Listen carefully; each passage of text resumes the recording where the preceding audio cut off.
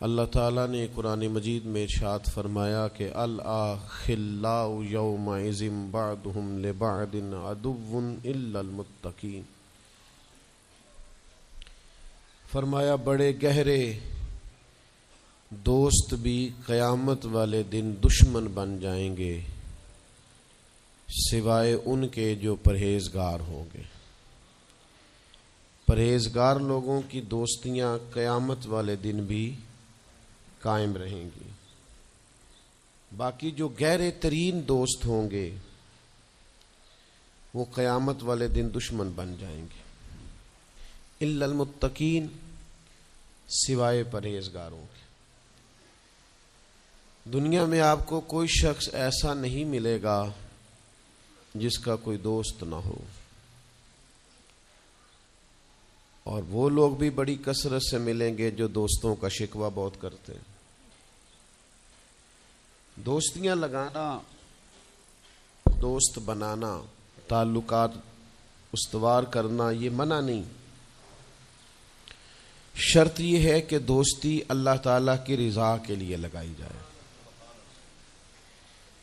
ہمارے ہاں جتنی تیزی کے ساتھ دوستیاں لگتی ہیں اس سے زیادہ تیزی کے ساتھ دوستیاں ٹوٹ جاتی ہیں۔ اس کی سب سے بنیادی اور اہم وجہ یہ ہوتی ہے کہ ہمارے ہاں دوستیوں کا جو معیار ہوتا ہے وہ دنیاوی لالچ ہوتا ہے۔ ہم اپنے مخصوص مفادات کی خاطر دوستی لگاتے ہیں، اور جب تک ہمارا وہ مفاد پورا ہوتا ہے تب تک تو ہم اس دوستی کو قائم رکھتے ہیں، اور جہاں ہم محسوس کرتے ہیں کہ اب یہ مفاد پورا نہیں ہو رہا وہاں ہم شکوہ، شکایتیں، اعتراضات شروع کر دیتے ہیں، اور اس کا نتیجہ یہ نکلتا ہے کہ بڑی محبت سے شروع ہونے والی دوستی بھی بڑی تیزی سے ٹوٹ جاتی۔ تو میرے بھائیوں یاد رکھیے گا کہ دوستی اور تعلق قائم رکھنے کے لیے سب سے اہم اور سب سے بنیادی ضرورت یہ ہے کہ دوستی محض اللہ کی رضا کے لیے لگائی جائے۔ اللہ کے پیارے حبیب صلی اللہ تعالی علیہ وسلم بیان فرماتے ہیں، حضور فرماتے ہیں قیامت والے دن اللہ کی بارگاہ سے یہ اعلان ہوگا کہ کہاں ہیں وہ لوگ جو میری رضا کے لیے آپس میں محبت کیا کرتے تھے۔ رب فرمائے گا جب آج میرے عرش کے سائے کے علاوہ کوئی سایہ نہیں ہے تو میں انہیں اپنے عرش کا سایہ عطا کروں گا، کیونکہ وہ میری رضا کے لیے آپس میں دوستی کرتے، میری رضا کے لیے انہوں نے آپس میں محبت کی۔ تو دوستی کا سب سے پہلے تو یہ سٹیٹس بنائیں کہ اس کے اندر محض اللہ کی مرضی، اللہ کی رضا کے لیے ایک دوسرے سے پیار، منفعت نہ ہو اس کے اندر کوئی بھی، دنیاوی لالچ کوئی بھی نہ ہو، ہرس نہ ہو، ہوس نہ ہو، طمع نہ ہو، ذاتی مفادات نہ ہو۔ جب ان سے بالاتر ہو کر لوگ دوستیاں لگاتے ہیں تو وہ دوستیاں قائم رہتی ہیں۔ اللہ کے پیارے محبوب صلی اللہ تعالی علیہ وسلم نے فرمایا قیامت والے دن کچھ لوگ ایسے ہوں گے جن پر انبیاء اور اولیاء رشک کریں گے،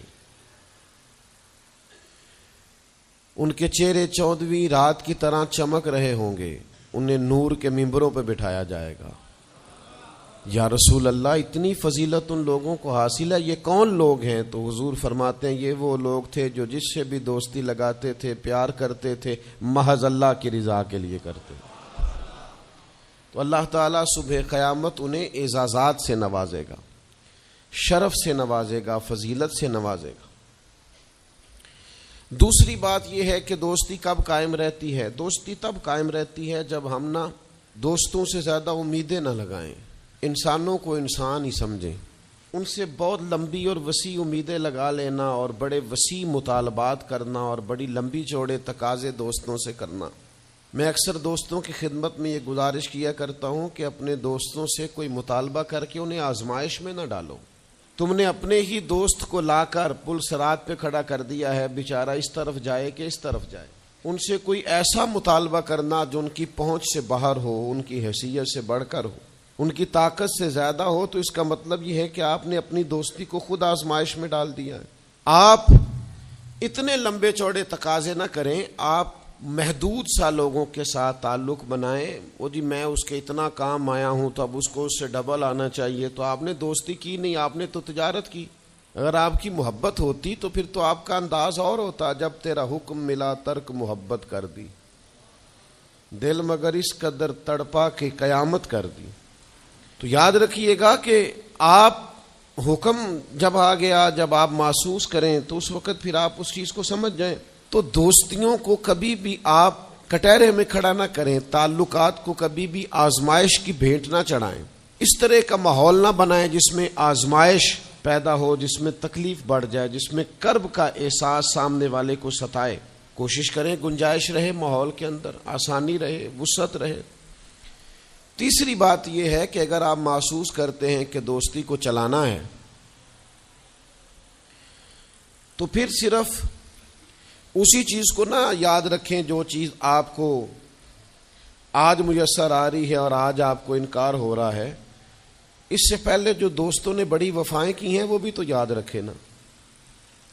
ہمارا یہ ماحول ہوتا ہے کسی بندے نے 99 دفعہ نیکی کی ہے، ایک دفعہ انکار کیا ہے، تو ہمیں ایک دفعہ کا انکار تو یاد رہتا ہے لیکن 99 نیکیاں یاد نہیں رہتی۔ یہ بہت بڑی زیادتی ہے۔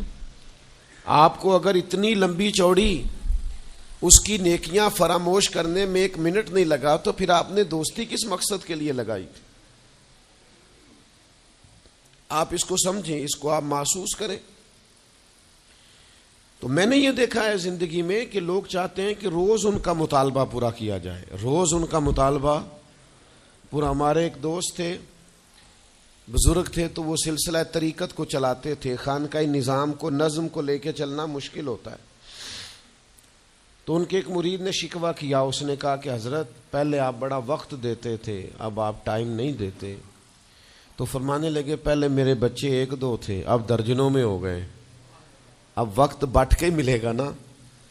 والد پہلے ایک پر توجہ دیتا ہے، بچے 4 ہو جائیں تو ٹائم تقسیم، بات کی سمجھ آ رہی ہے؟ تو وقت تقسیم ہو کے ملے گا نا جب بچے بڑھ جاتے ہیں۔ اور فرمانے لگے ابھی تو میرے سمجھ لو 10-15 بچے ہیں، تو جب پوتے نواسے نواسیاں ہو گئے تو یہ اور زیادہ بٹ جائے گا، پھر اس میں اور زیادہ تقسیم کار ہو جائے گی، تو پھر اس طرح کر کے ماحول میں تقسیم ہو جاتی، اور یہ ہوتا ہے۔